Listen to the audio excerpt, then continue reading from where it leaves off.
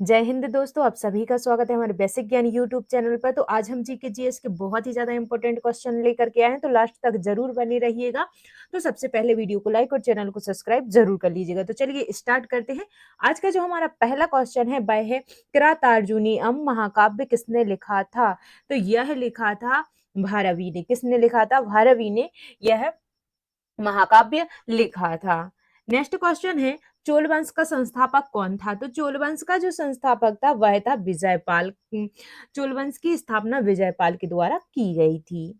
अगला क्वेश्चन है चाणक्य की मदद से नंदवंश को किसने पराजित किया था। तो चाणक्य की मदद से नंदवंश को चंद्रगुप्त मौर्य ने पराजित किया था, जो कि चंद्रगुप्त के गुरु थे चाणक्य। चंद्रगुप्त मौर्य के गुरु चाणक्य थे। इनका दूसरा नाम विष्णुगुप्त नाम से भी इन्हें जाना जाता है और इन्होंने अर्थशास्त्र की रचना की। अगला है खिलजी वंश का संस्थापक कौन था। तो खिलजी वंश का जो संस्थापक था वह था जलालुद्दीन खिलजी। जलालुद्दीन खिलजी ने खिलजी वंश की स्थापना की। चौगान खेल खेलते समय किसकी मृत्यु हुई थी। तो हुई थी किसकी? कुतुबुद्दीन ऐबक की। अगला है, यहाँ पर आपके लिए जरूरी इंफॉर्मेशन दे देते हैं। यदि आप किसी भी एग्जाम की तैयारी कर रहे हो तो आप the Amrit education app download करके वहां से टेस्ट लगा सकते हैं, क्योंकि वहां पर आपके लिए बहुत ही कम कीमत पर और बहुत ही अच्छे टेस्ट आपके लिए प्रोवाइड किए जा रहे हैं, जहां पर आपके लिए previous year mock test, chapter test, live test सभी प्रकार के टेस्ट आपको वहां पर मिलेंगे और आपको वहां पर फुल एनालिसिस भी मिलेगा। तो उसकी जो ऐप की लिंक है आपको नीचे डिस्क्रिप्शन बॉक्स में मिल जाएगी, तो आप वहां से उसे डाउनलोड कर सकते हैं। तो चलिए नेक्स्ट क्वेश्चन देख लेते हैं। मध्यकालीन भारत में दीवाने अर्ज को क्या कहा जाता था। तो उसको सैन्य विभाग कहा जाता था। क्या कहा जाता था? सैन्य विभाग कहते थे। स्वतंत्र भारत का पहला गवर्नर जनरल कौन था। तो स्वतंत्र भारत का पहला गवर्नर जनरल था माउंट बैटन। कौन था? Mountbatten. अगला है सिपाही विद्रोह कब हुआ था। तो जो सिपाही विद्रोह है 1857 में हुआ था, जैसा कि आप सभी जानते हैं कि मंगल पांडे ने इसकी शुरुआत की थी। अगला है मंदिरों के स्थापत्य में गोपुरम का अर्थ क्या होता है। तो जो गोपुरम का अर्थ होता है वह होता है द्वार। क्या होता है? द्वार। यहाँ पर आपका सही जवाब है। अगला है मिथिला कला के लिए कौन सा राज्य चर्चित है। तो मिथिला कला के लिए बिहार राज्य जो है यह चर्चित है। राज्यसभा के सदस्यों के निर्वाचन का प्रावधान किस देश के संविधान से लिया गया है। तो राज्यसभा के सदस्यों के निर्वाचन का प्रावधान जो है दक्षिण अमेरिका से लिया गया है। अगला है सामान्य कानूनी अधिकारों के लिए आदेश जारी करने की शक्ति किसके पास होती है। तो वह होती है उच्च न्यायालय के पास। किसके पास होती है? उच्च न्यायालय। यहाँ पर आपका सही जवाब है। अगला है किस संवैधानिक संशोधन अधिनियम के द्वारा शिक्षा के मूल अधिकारों शिक्षा के लिए मूल अधिकारों में शामिल किया गया था। तो 86वें संविधान संशोधन के द्वारा शिक्षा का जो अधिकार है उसे मूल अधिकारों में शामिल किया गया था।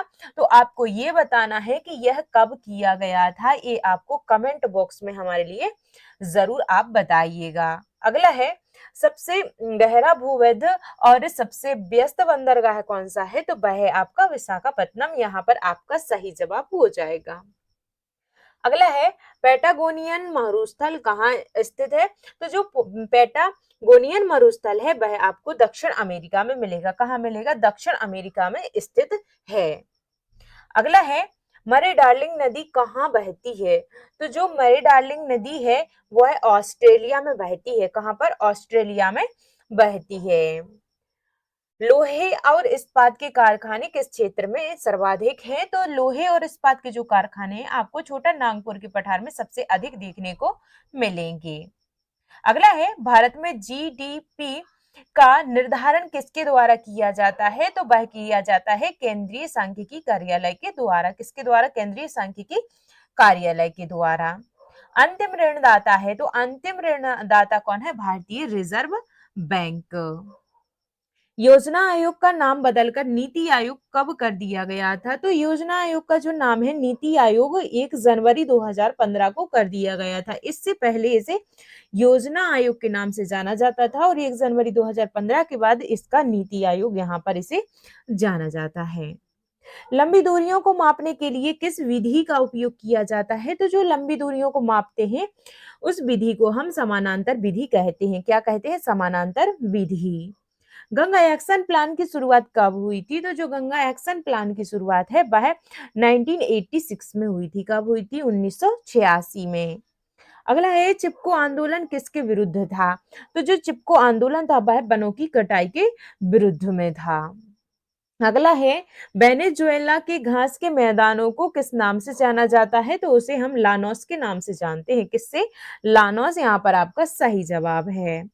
मद्रास का नाम बदलकर तमिलनाडु किस वर्ष में किया गया था? तो जो पहले जो तमिलनाडु है वर्तमान में उसको पहले मद्रास के नाम से जाना जाता था। अब मद्रास से जब तमिलनाडु बना तो वह कब बना? तो वह 1969 में बना। कब? 1969। यहाँ पर आपका सही जवाब है।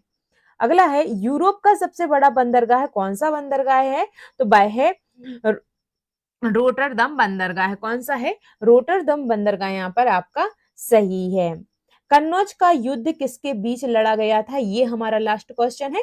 तो जो कन्नौज का युद्ध है वह लड़ा गया था मुगलों और अफगानों के बीच में। किसके बीच में? मुगलों और अफगानों के बीच में यह युद्ध लड़ा गया था। तो कन्नौज का जो युद्ध मुगलों और अफगानों के बीच में लड़ा गया था यह भी कब लड़ा गया था? तो इसका भी जो है आपको आंसर देना है। तो दोनों डेट मैंने पहले भी आपके लिए एक डेट दी है और ये एक डेट, इन दोनों डेटों का जो है आंसर आप कमेंट बॉक्स में जरूर दीजिएगा और हाँ आप मेंशन करके जरूर दीजिएगा।